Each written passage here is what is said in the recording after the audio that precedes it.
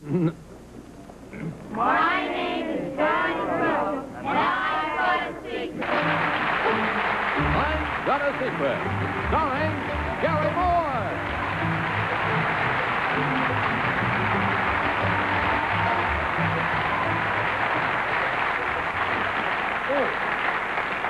I forgot I'm supposed to start over here tonight.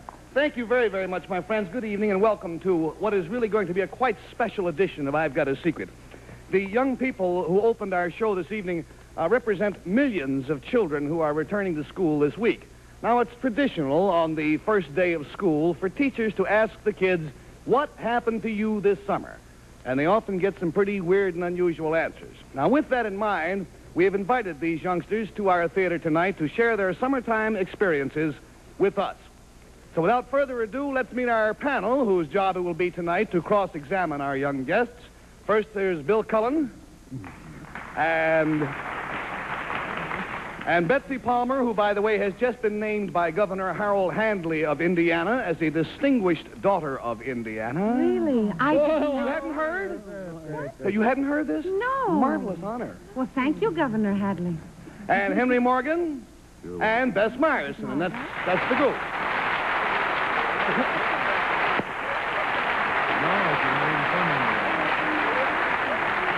Now then, may we have our first contestant, please? Will you come in? Hi,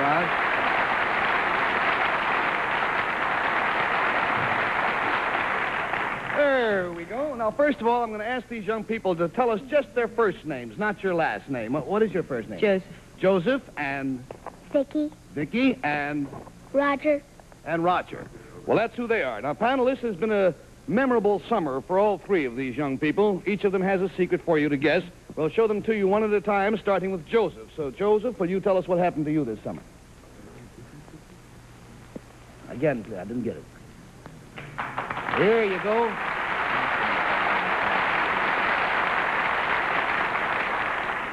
Panel, the clue to Joseph's secret concerns something that he did. We will give you each of you only one question, starting with Betsy. Concerns something that he did this summer. Did you do it with animals? No, ma'am. Did you get arrested? No, sir. Bess? Was it a physical feat of some kind, Joseph? Yes, ma'am. Yes. And Bill Cullen. You won a championship. Yes, sir. As a matter of fact, he did. This young man is a guy who just fascinates me. I read about him in several of our national magazines. This is 12-year-old Joseph Mormelo, Jr. of Levittown, Pennsylvania. Oh, he pitched No a no-hit no-hit ball. game, No-hit, yes. yes. He pitched a no-hit game in the Little League World Series. Against the Fort Worth. That's right.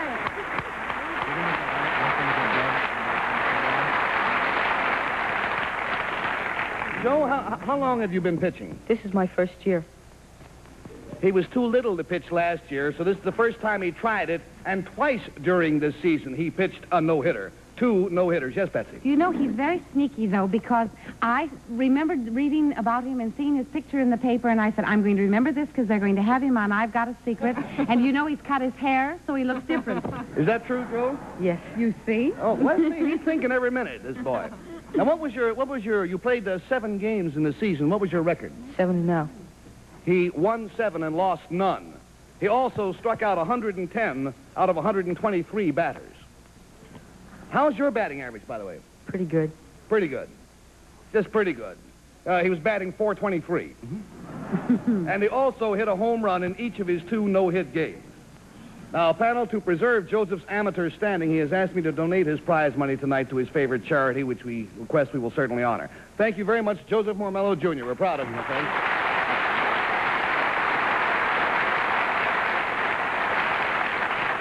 All right, now, this young lady, by the way, Vicky, how old are you? 8. She's 8 years old. Let's find out what happened to her this summer. You want to whisper it to me?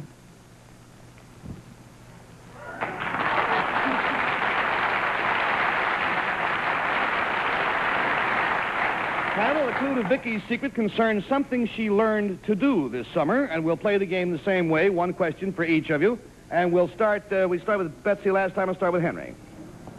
Something she learned to do.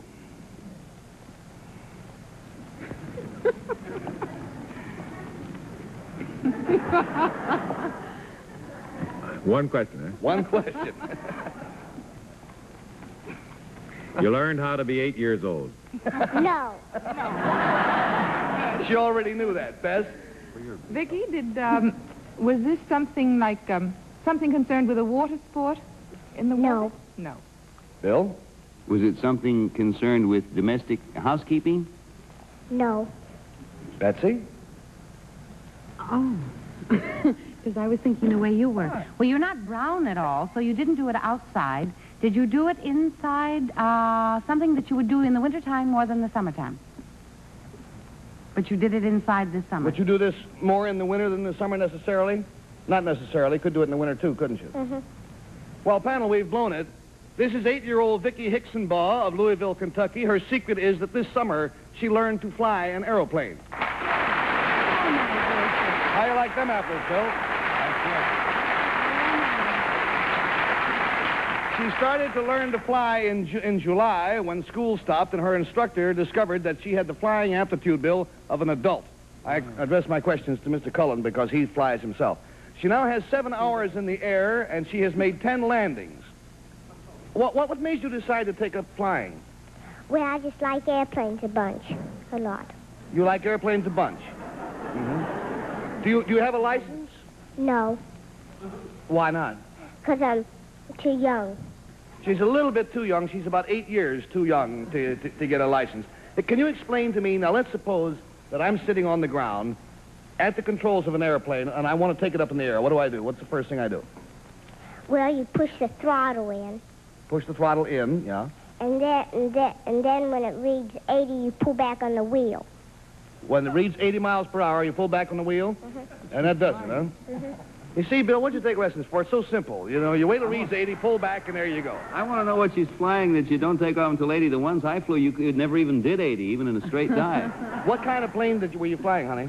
A 172. You know what that is, Bill? Yeah, it's my hat size, I think. I don't know what it is either. Vicky, we're very proud of you, young lady. Keep them flying, and thanks ever so much.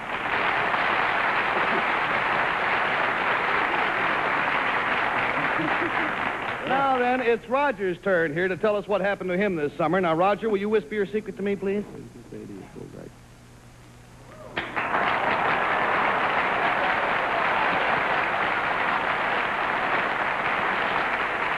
Now, the clue to Roger's secret is something that happened to him, and we'll start with Bess, please. One question each. Roger, this was quite a well-publicized event. It was in the newspaper. This thing that happened to you, was it any kind of physical activity? It was physical, Raj, wasn't it? About as physical as you can get, wouldn't you say? Yeah? Yes. Yeah. All right, Bill? I know. You do? You know? I know. Well, disqualify yourself for half a moment. I'll come back to you in case Betsy doesn't get All right, it's the first thing I've known all year, but all right. I'll come back to you. All right. Betsy? Don't anyone guess it. Did it happen to you, completely alone? Like were you lost in the woods or something? Like No. that? No, he wasn't lost in the woods, but he was all by himself when he did it. It's not the sort of thing you'd take a lot of company along. I think it's kind of unfair. Bill, actually, if he knows it, should be... All right. I think Henry's going to miss. Go ahead, Don. Now, you missed now. Oh, no, Bill, I disqualify myself. No, I want to see if Bill knows. All right, Bill, it's up to you. Roger's a little boy who was out in a boat with his sister, and he was washed over Niagara Falls and was recovered by the maid of the mist. I recognize him. Exactly right. His sister, we hasten to add, was rescued, but he was too close to the falls for anybody to get to him, and he was swept 100, where I got the thing here, the number of feet, it's miraculous, 168 feet over the Horseshoe Falls. And when the boat, the Maid of the Mist, rescued him, Roger miraculously only had a few minor scrapes and bruises. Now, Raj, since some time has elapsed since that happened, how do you feel about going over Niagara Falls? I don't feel too good about it. You don't want to do it again next year? No. I think once in a lifetime's enough for that kind of thing. Don't stretch your luck. Roger, delighted to have you with us. You're a very nice young man. Here, I'll help you. Oh,